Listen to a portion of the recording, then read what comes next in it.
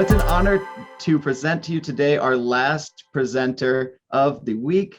He's a software engineer, architect, and technology leader that focuses on delivering solutions that provide significant value to organizations and their stakeholders.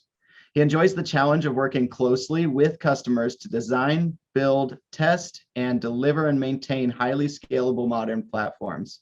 For the last several years, he's focused on implementing real-time cloud-native data mesh platforms, serving hundreds of terabytes of core domain data and processing hundreds of thousands of records per second. During his career, he's worked very closely with numerous open source, commercial, and cloud-based technologies. He enjoys the opportunity to learn and apply modern technologies to help address organizational needs. He has extensive experience in the architecture, design, implementation, deployment, and support of high scalability data applications, and truly appreciates the opportunity to collaborate with his fellow engineers. Today, he's going to talk to us about just that, data mesh implementation strategies. Please welcome Dave Reines. Hi, thank you, Christopher. I appreciate the introduction, and we will get the slide shared here.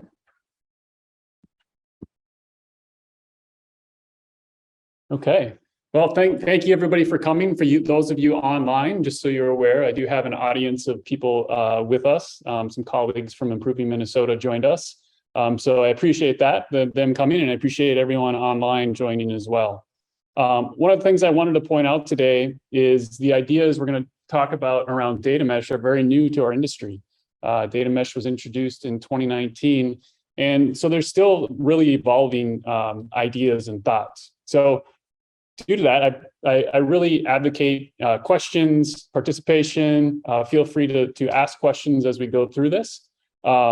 Christopher will relay those questions if you drop them in the chat, and we'll get into it. But again, just to give you a little bit more about my background, I came from more of the operational side of the world. So less on the data analytics side and moving more into the data side. So I really enjoy getting perspectives from both the analytics world, the data world, the operational side. So hearing your perspectives is great as well.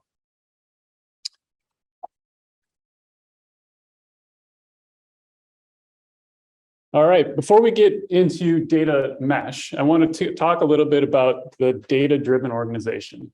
So this is something that I keep hearing about from different clients that we work with, different customers, really driving towards that data-driven organization. But what does that really mean, and how do we make steps to get there? So Carl Anderson, in his book, Creating a Data-Driven Organization, talked about several characteristics of being data-driven. There's foundational characteristics around the data-driven organization that include things like accessibility, data collection, how do we collect this data accessibility, reporting and alerting. And those are really the foundational components of the data mesh. However, when you really look to try to get towards that data-driven organization, you're looking more at not just what happened from a reporting and alert standpoint, but why it happened. The advanced analytics, it will tell you things like that. Driving towards continuous experimentation, continuous improvement, predictive analytics, getting you to what will happen next, and driving decisions, and really informing and influencing the business through data. And also he talked about building a culture and trust, which is important components of being data-driven as well. So as we talk about this today, there's a couple of key terms in here that I thought we want to take with us as we go through these slides. One is the idea of continuous experimentation, the idea of continuous improvement, and then also trust. Trust in not only the data, but what that data is and your ability to make changes without impacting the data, and trusting the organization from that standpoint.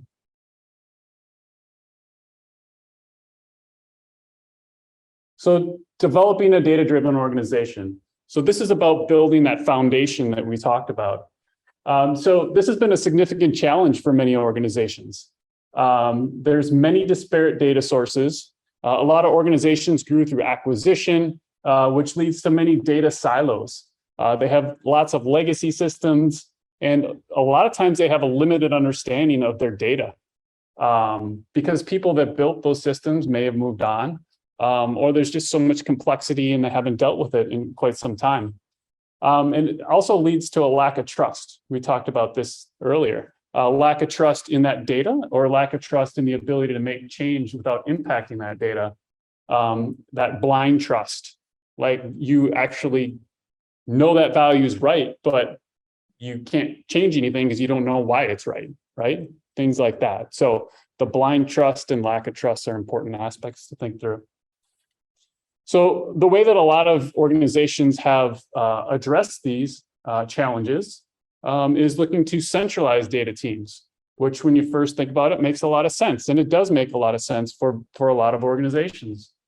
They look for that traditional data warehouse model where everything is flowing into that single data warehouse. And we have that highly normalized or denormalized data that's all well put together and well thought out in that single source of truth. Highly scalable cloud data platforms have helped us to scale these data warehouses. So we're no longer constrained by the fact that we've got a single data warehouse running on a single machine and constrained by vertical scalability. We now have things like virtual data warehouses that allow consumers to act on the same data structures without impacting each other.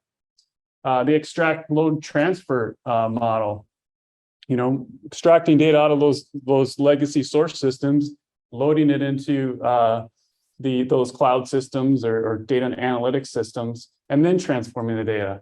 And then finding highly skilled data engineering teams to help make sure that we're getting well-governed focusing on that data quality aspects.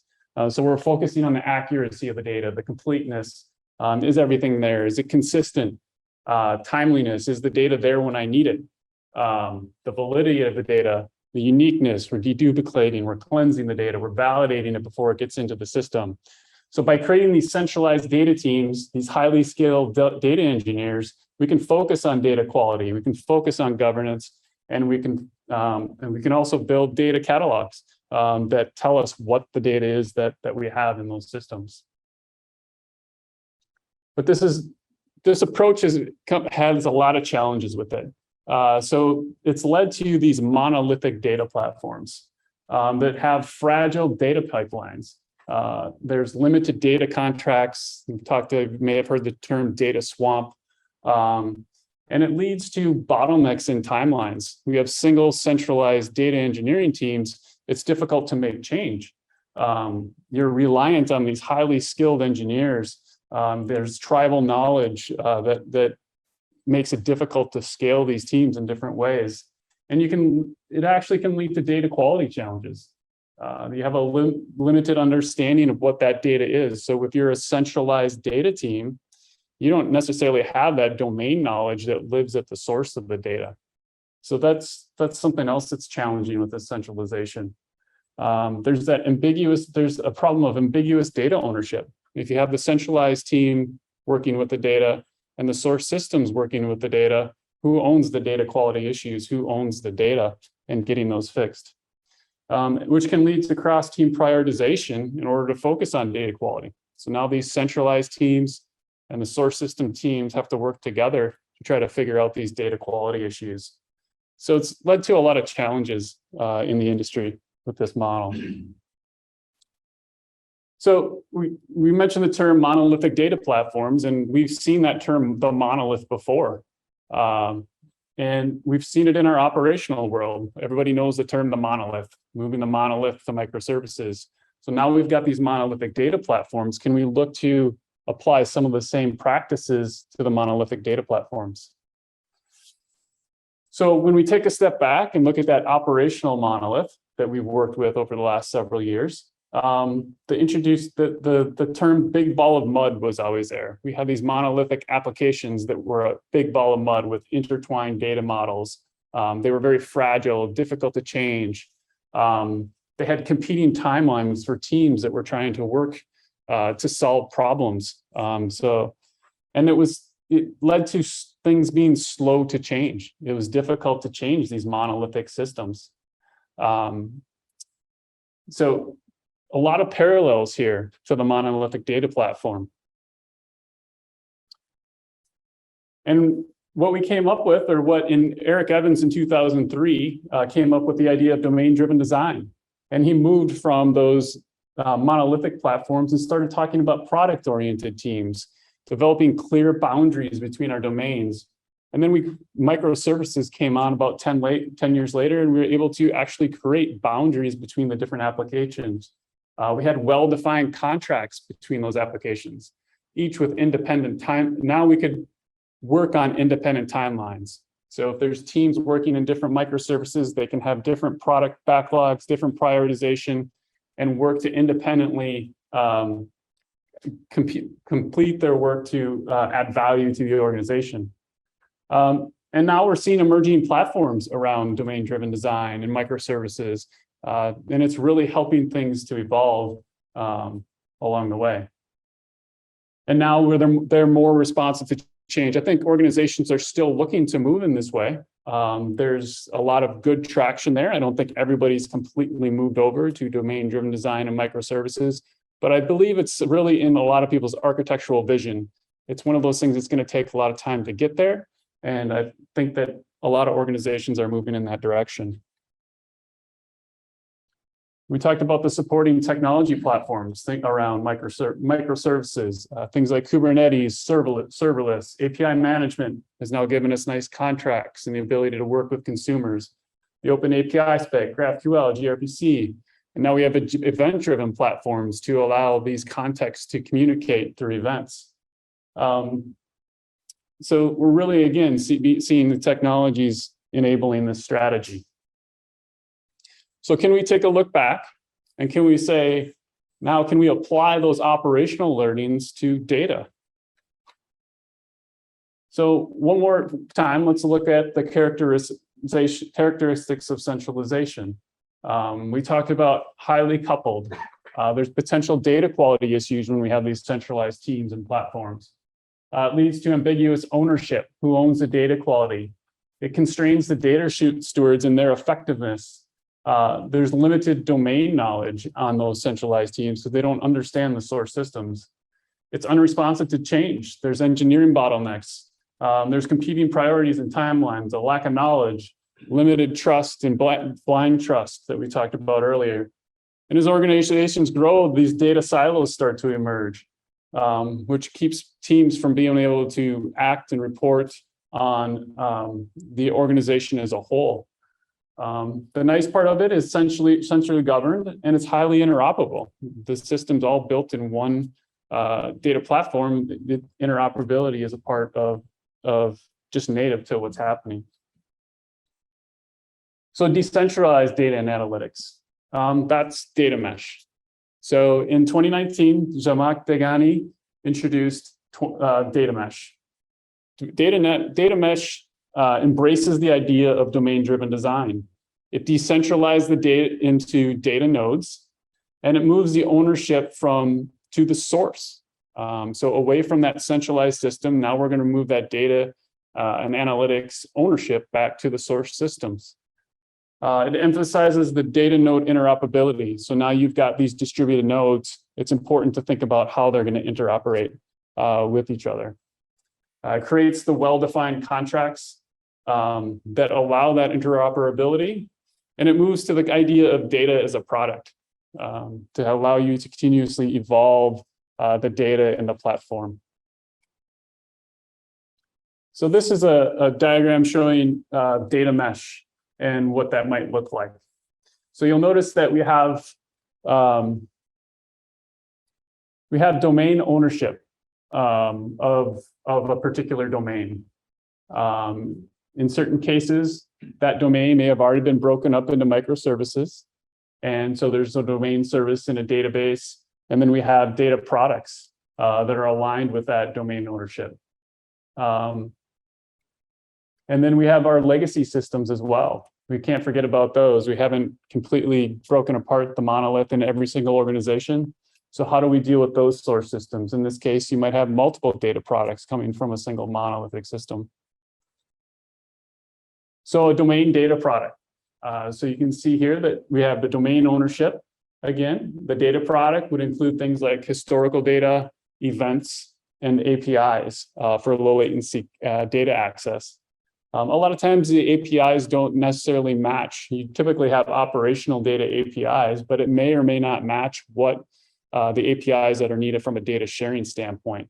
You may need other low latency type data APIs.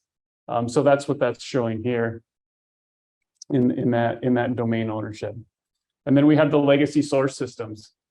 So we have the monolith again, and in this case, we have two data products, both showing sets of data.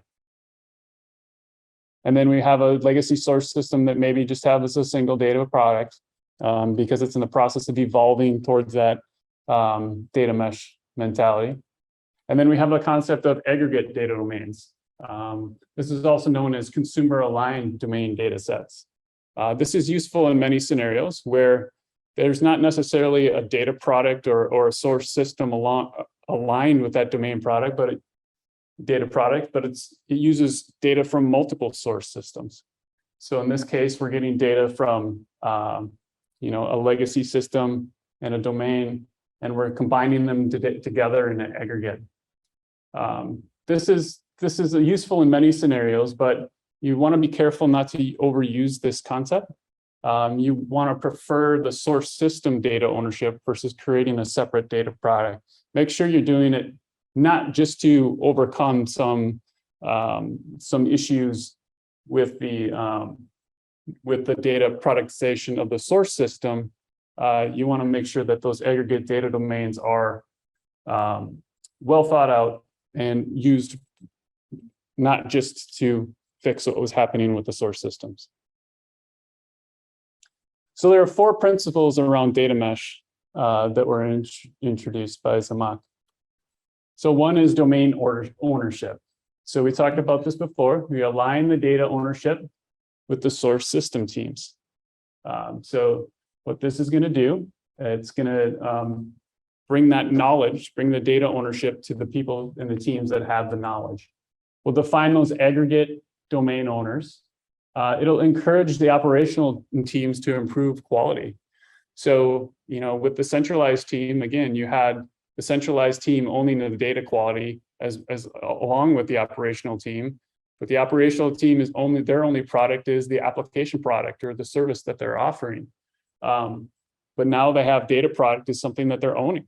So it's something that for them, they're going to have a stake in improving the quality. It builds trust in the data sets. As a data consumer, you're going to be able to trust that data a little bit more because now you know that the domain owners are the ones that are creating that data product. They have that knowledge to understand and how to build it. And it builds trust in the ability to change because now you have a full domain team that is owning the change around that data product along with the application and the services that are offered by that application. It consolidates that domain and the data expertise, and it requires a focus on building data engineering skill sets. So this is something that you have to be aware of with data mesh is that you're moving some of those data engineering responsibilities into those operational application teams where they may not necessarily have those skill sets. So you have to be aware that there's a new full stack potentially. You've got front end, you've got the microservices, but now you also have the data portion that needs to be dealt with within these teams. The second principle is data as a product. So again, this is really focusing on focused, intentional evolution of the data product. We talked about continuous improvement. This is going to get you to continuous improvement. What's my MVP? And then how do I continue to make that product better and better? Focus on the consumers as customers. What are their needs as consumers of the data? How can I make it easier for them? Now we have prioritization within a single team. If we need to make a change from a data product perspective, we can do that within the source system team or the domain team versus having to work with the centralized data team and the other teams separately. We can now build, measure, learn. We get into that continuous experimentation model. It's much easier to do because we're doing that with one team. Full stack enhancements, like we talked about, are owned by that team. And it also provides a funding model potentially as well. Depending on how the organization is set up, you can data as a product, basically funding through that consumption model of the data. The data platform. So the data platform, some different aspects and characteristics of it. It's really a self-service platform. So you self-service from the perspective of onboarding new teams to the platform, providing engineering capabilities, and allowing consumers or consumption of that as well. A fully operational system, metrics, observability, all those pieces are there. It's not a library, it's a live running capability within the organization. Schema and versioning are important components of it. And data platform is a product. So not only is our data a product, but you need to think of this data platform as a product as well. It's a big undertaking to take on, but you need to think of it from an evolutionary standpoint and where we're going versus what exactly do I have to get done now. And federated governance. So federated governance is the idea of creating centralized standards and then federating that responsibility to the domain teams. Now, the issue with this is you need to give them support with that platform. So it's important that the platform supports these federated governance. So things like interoperability, what are the technologies that we're going to use from an interoperability standpoint? And then what's the semantic interoperability as well? The platform can support the technology piece of it for the interop between all the different systems. Security is a big piece. Data replication can all be handled, like, for example, with multi-region, multi-cloud, on-prem, and then handling GDPR from a data replication standpoint and enforcing that through a governance model that allows you, that gives you the automation, the approvals, and the auditing necessary. So we'll talk through some of the implementation strategies. So there are many data mesh implementation strategies out there. Today, we'll be focusing on two of them. One is an event streaming implementation strategy. The other is a modern data warehousing, or data lakehouse is a term you'll see as well, data strategy. There's other strategies out there. You could argue that just creating views on your operational table or traditional data warehouse tables, you can start to build products around with those views, right? From a domain standpoint, you can start to create those boundaries within those tools to give that product interface or contract to the rest of the organization to consume. So that's one way to do it. It doesn't have to be a full-fledged platform. It's a way to iterate and start experimenting with it. But there's also other strategies out there. If you look at AWS, Azure, and GCP, they have a technology stacks that'll work you towards data mesh. And there's also data virtualization tools where you're not necessarily moving that data, you're running the data at the source. So the data movement is less impactful. So a tool like Starburst is an example of data virtualization tool that's out there to look at as well. But today we'll focus on the event streaming and the modern data warehousing strategies. So if we think about modern data processing, what is it that we need to do with our data? So generally, we're going to take the data out of the source system or third party. We'll ingress it. We'll use an ingress to receive the data, put it into the system. We'll cleanse the data, deduplication, validation, throwing out errors that we encounter. We'll transform it to a nice, well-standardized model. We'll aggregate some of it together in certain cases. And then we'll share that data with the rest of the organization. This is the kind of the pipelines that we generally see within modern data processing. At each step, we're also wanting to verify that we have the data that we expect.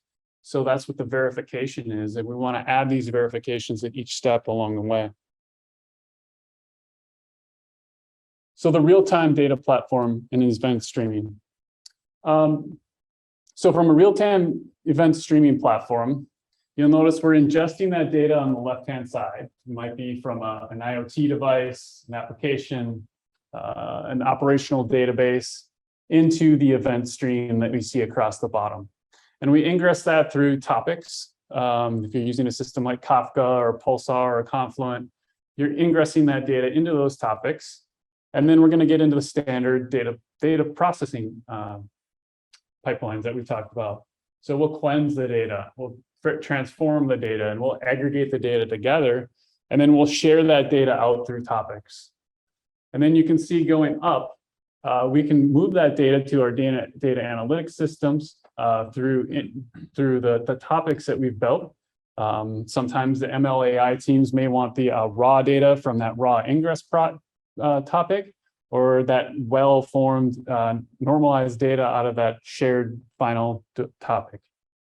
So that data will push up into a data lake or data warehouse, and then you can run your MLAI or your BI reporting on those systems, on that data, those data sets. We also have on the right-hand side, on the top, we have the low latency APIs. So if you're looking for that 5, 10, 20 millisecond response times, the low latency APIs are also available. So we can consume out of that shared normalized topic or standardized topic and put it into the various data stores, low latency data stores that we have. So search, key value, SQL, graph database, and we can provide APIs on those with REST, GraphQL, or gRPC. So again, this is all part of that data platform, that capability to move that data from that shared topic into those systems and then build these APIs around it.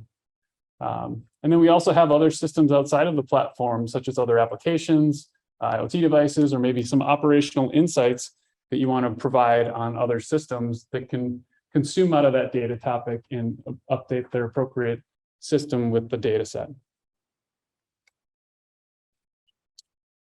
So the important thing to remember here is with this event streaming, it's all real time, so happening within seconds of the actual update in the source system. And it's also set up per domain. So things are namespaced within the platform by domain. So this is an example of 2 domains, each getting data out of their operational database and pushing data into those raw topics. And then we have some source aggregation technology that can take that data. It'll probably use a local state store to aggregate that data. And then it'll push it to that final topic. Those final topics are the domain contracts that are available.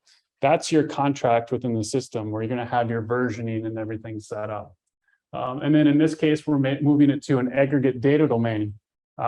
So we have that aggregate domain that doesn't necessarily have a source system, but is combining the 2 other domains into its own. So the legacy source systems are, common enterprise data sources. A lot of times we'll use change data capture, real-time capabilities, insert updates and deletes. We get a record, and we'll get that full record that it came across with some metadata. There's minimal source system impact with this change data capture. It's all based on the database transaction logs. For the raw topics, we get a raw topic per table. You'll get a message on insert, update, delete. You'll get the full record, and there's topic compaction that's often used, not always used, that can compact and give you infinite storage into the data mesh. So now you have these topics that can be fully bootstrapped to fully bootstrap systems or other domain data products from that full topic if necessary. And then we talked about source aggregator a little bit. The aggregators basically consume each raw topic, build that aggregate entity, come up with the standardized models, and they often need to use an aggregation state store to bring that data together. If you think about tables in a source system, you may have 50 to 100 tables in that source system. You're trying to come up with one domain model of what that data should look like. There is some joins that have to happen there, and that's what this aggregation state store helps to join that data together into that single topic. And then it'll publish those aggregate entities to those standardized topics for consumption. So the standardized topics we talked about are the domain contract. You can have versioning on these as well. You get that message per insert, update, and delete with the full record. And we talked about topic compaction already. And now we can build our low latency APIs in this model. So in this case, the data product is a low latency API data product. It might need to use a graph database and a search database. And the domain contract now becomes your GraphQL schema. So for this product, you have the GraphQL schema that defines the versioning, the data contract, and everything on that product. The other thing we talked a little bit before is the support for multi-region, multi-cloud, and GDPR capabilities. So if you look here, we can actually control that fully managed data replication governance across multi-cloud, multi-region at that streaming topic level. So that topic either could be the raw topic or it could be the final topic, allows us to replicate that data in real time between clouds. So now you can literally have active systems across cloud platforms or across multi-regions as well. And it gives you that full governance through the platform with GDPR to support requirements such as GDPR. So the modern data warehousing platform, very similar, but a little bit different. So in this model, you'll notice the diagram is very similar, but we're going to ingress that data into a data lake. We'll cleanse the data, transform it, aggregate it, and push it out into a more well-formed data warehousing model for your BI reporting. So with this, if you look at the data analytics side, now you don't have to move that data again. It's just going to use the data lake tables or data lake storage or the data warehouse itself to perform those MLAI or reporting needs that are needed from the consumers.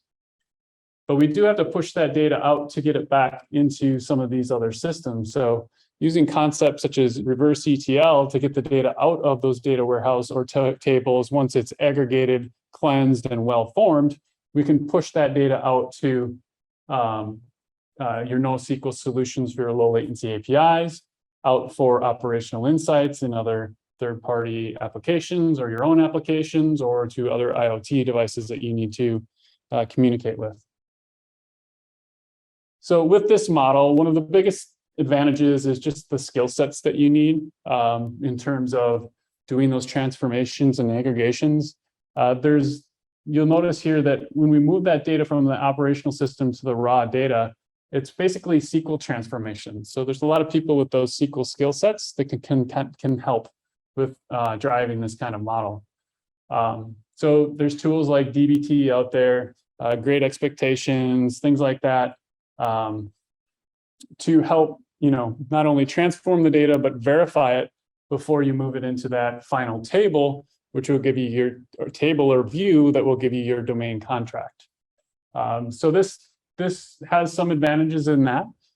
You're going to be able to find some of your traditional data analytics, data engineering skill sets to be able to accomplish some of the same things that you would with the streaming platform. And again, we're still sending it off in that reverse ETL mode to that aggregate data domain. It can use that standardized cleansed data and make it available via GraphQL or whatever API that makes sense for your organization. And again, same thing here. You can still have that fully managed data replication governance, this time between the tables, between the different systems, different clouds, multi-region, multi-cloud type scenarios. So the modern data warehousing platform, we talked about the ingestion, the transformations with the SQL-based tools. There's nice data verification libraries out there. Data catalog can be built into that tool. We can also use external data catalogs through things like Purview or Calibra or Amundsen for that catalog of data, lineage, secure access control, both from an RBAC perspective at the table view record level, and then we talked about reverse ETL as well. So now that we've talked about some of those strategies, let's talk a little bit more about the platform as a product. The platform focus is really to accelerate your productivity while providing a federated governance automation. So how do we take those teams that don't have those traditional data engineering skill sets and make them productive at some of the data engineering tasks that they're going to have in this new model? So the first thing is self-service data pipelines. So how do I build a data pipeline and make it easy for the engineers to onboard into the platform? So ingestion is an important part. You can do that with things like for the streaming, you can use source connectors. There's change data capture we talked about, or bulk data ingestion through file moves into object storage type capabilities as well. Transformation, you want to self-service into those transformation and aggregation, really in kind of a declarative configuration-based manner. How do I do that to make it easier for my engineers, not having to worry about all the pieces underneath it? Data loaders, how do I take that data and load it into those low latency data stores or to the analytics data stores? And then those data verification checks, what tools and libraries can I give the teams to help with data verification? And then also self-service onto the platform, the standardized contracts, the versioning, creating mechanisms for those clear boundaries and namespaces, automated testing tools, CI/CD data pipelines, deployment pipelines, workload scheduling, observability of the data. How far behind is the data in its load? How many errors am I getting in a load? Those types of things. And then I made a note on Kubernetes operators, because in building these platforms, things like Kubernetes operators and custom resource definitions are just really invaluable. If you're using Kubernetes as a platform, I highly recommend looking into Kubernetes operators and CRDs. They essentially allow you to create your own type of kind or artifact within the system. Traditionally, Kubernetes has deployments and pods and services and things like that. Well, you can make your own. So if I need to deal with like ingest or data load, I can make a data load kind and put my rules and my governance within that kind and into that Kubernetes controller. So it's super, super flexible, super valuable when building things such as data platforms. Infrastructure, you don't want those domain teams to have to worry about this infrastructure. So what are you going to do from a compute, storage, network security, encryption, high availability, the multi-AZ capabilities? We've worked with teams before. These are just things that get forgotten, but if you can centralize all these things into the platform, you'll know and can be assured that, yes, we're running in every availability zone and not every application or domain team has to worry about that.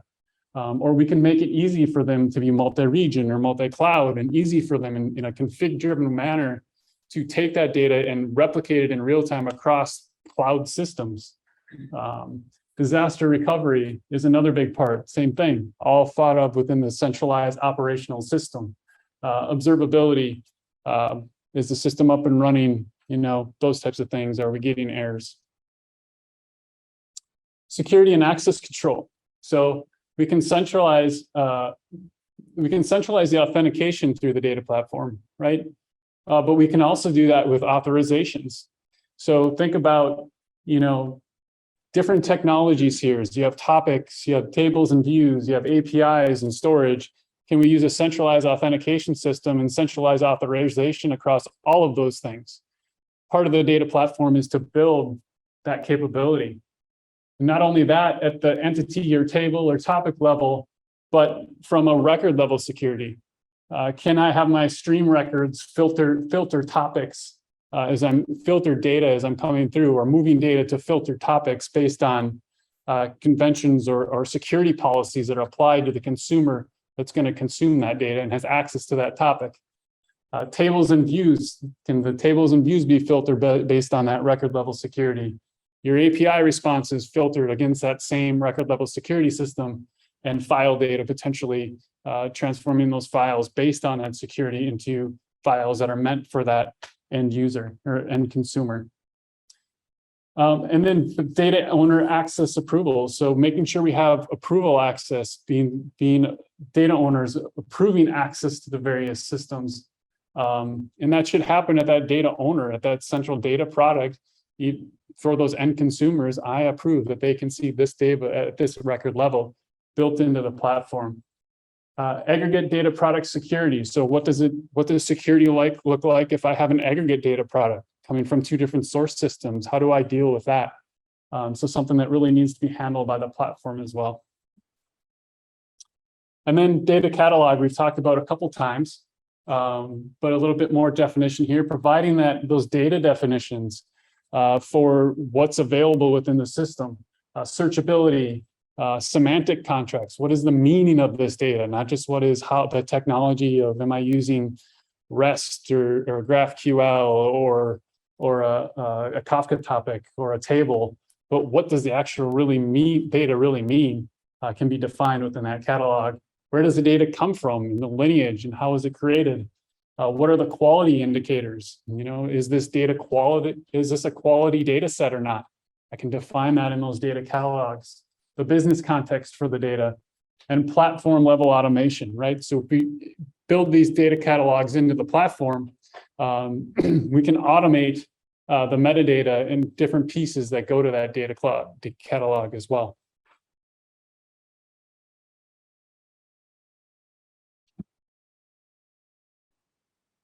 And so we talked about both event streaming, real-time, and modern data warehousing strategies, and I mentioned a couple other strategies as well. I think it's important to realize that you don't necessarily have to pick one or the other, right? If you instead say, what are my common data contracts? You'll notice that the same pieces exist within both implementations. So you have topics, you have schemas, tables, views, APIs, and file formats, right? That's your contract and your versioning of your contract.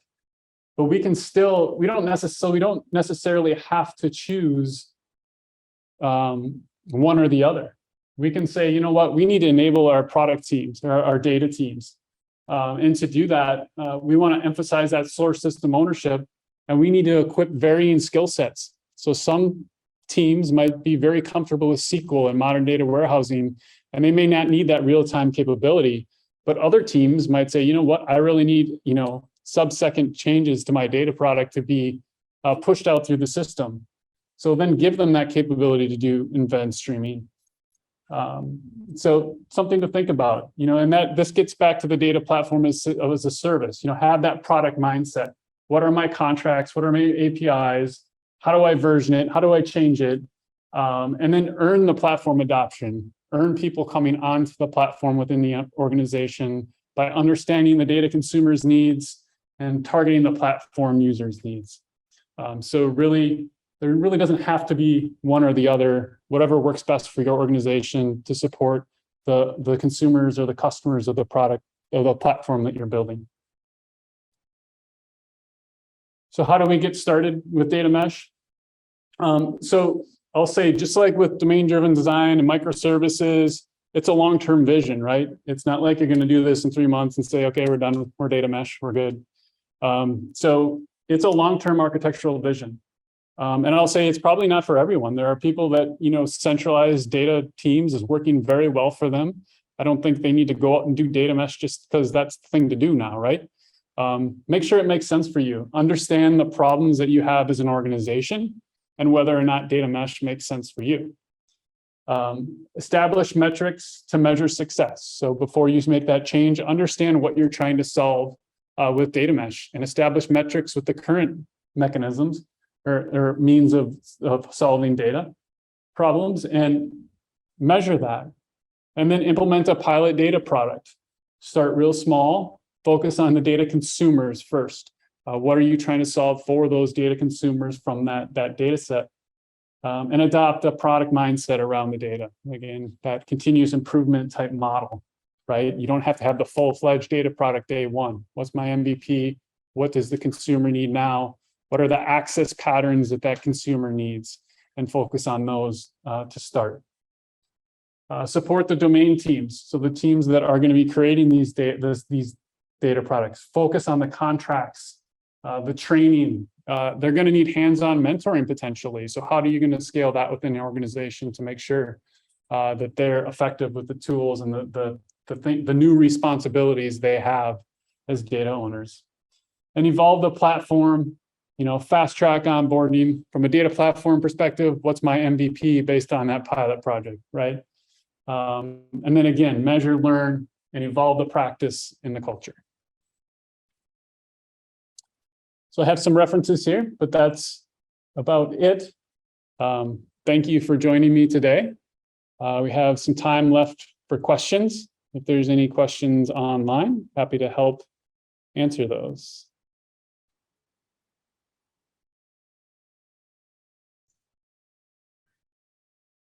Thank you, Dave. While we give some time for questions, I'll just let everyone know that we will have a copy of these slides available for people that we'll be sending out afterwards, as well as they'll be available with the recording on YouTube.